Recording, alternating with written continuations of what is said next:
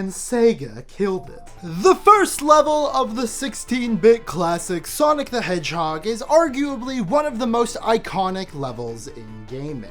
Even if you are not a particularly large Sonic fan, the striped grass, checkerboard browns, and classic backing track probably has brought a smile to your face in the past. So it might be surprising to find out, especially to those of you who are not as privy to Sonic, that the stage is not only not returning in the franchise's newest release, Sonic Superstars, but its exclusion is being actively celebrated throughout the wider Sonic fanbase. In any other franchise, throwbacks to the first level of the first game are a welcome piece of nostalgia bait that the fanbase generally greets with open arms, or at least accepts neutrally. Mario Odyssey had a large chunk of platforming challenges dedicated to the original Super Mario Bros. On the NES. Pokemon trainers have had every mainline adventure start off with the same trio of elemental little guys, and Kirby fans have been happily greeting Wispy Woods at the end of the first world for decades. But Sonic fans are different. Sonic fans have been burned one too many times, and what was once greeted with a chipper smile back in 2001 does not elicit the same fan reaction as it once did.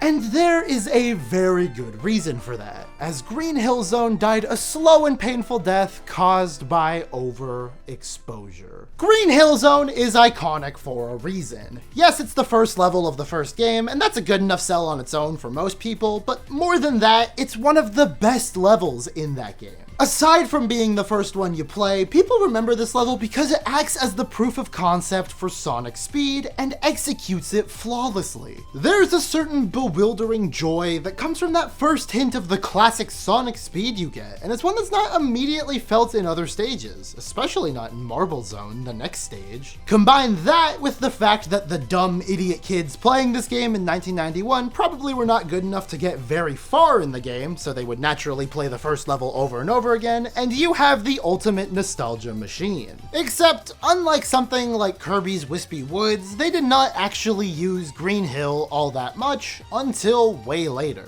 Aside from Sonic 2's ripoff Emerald Hill, the level only made small appearances in the spin-off titles and the aforementioned really cool Easter egg level in Sonic Adventure 2. But all of this, it was nothing offensive. The real problem started at...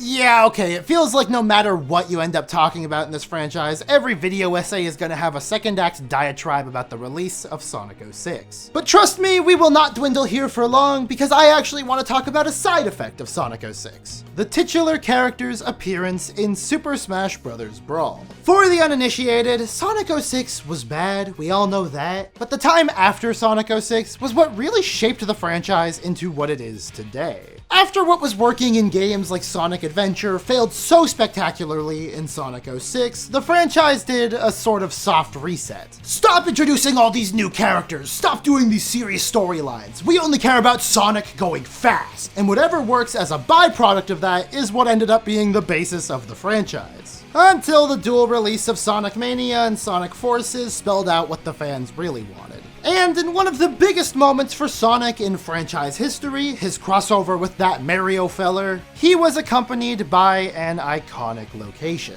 A cute little reinterpretation of Green Hill Zone as a Super Smash Bros. Stage. And whether it be through Sonic Team being too scared to go too far out of what they know the fans like, or the overwhelming popularity of Smash Bros. And how that franchise shapes how people see the franchises within it, Sonic began to live in Green Hill Zone.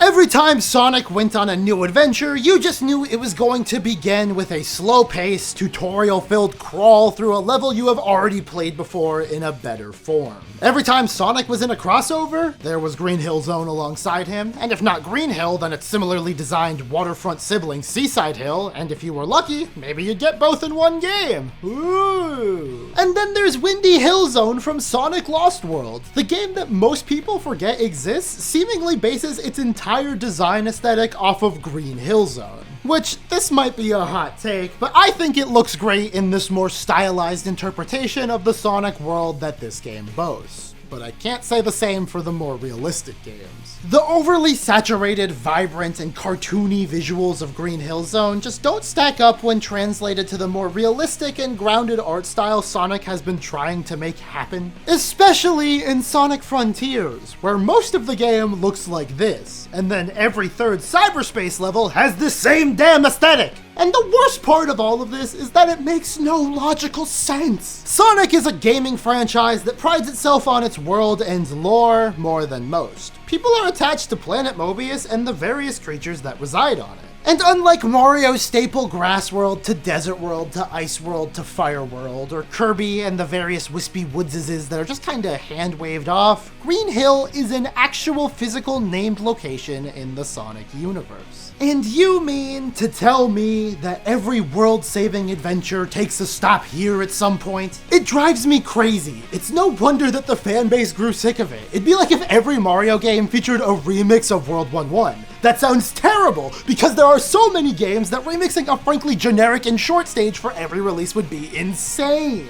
Instead, Mario rarely ever goes fully self-referential, so for the few times he does, it's super special. Sega killed Green Hill Zone through overexposure. What was once considered a stage so good that it had the Sega Genesis flying off the shelves is now just a meaningless, mandatory slog that we have to suffer through to play the actual game. And with that context being considered, I say good riddance. Not wasting any development time on a stage we've already played 100 times, and instead putting that effort into new different stages, potentially full of brand new ideas, is a trade-off I am more than willing to accept. Whether or not this change will have any tangible effect on the quality of Sonic Superstars, I can't say for sure. But either way, I'm so fucking excited to play this one.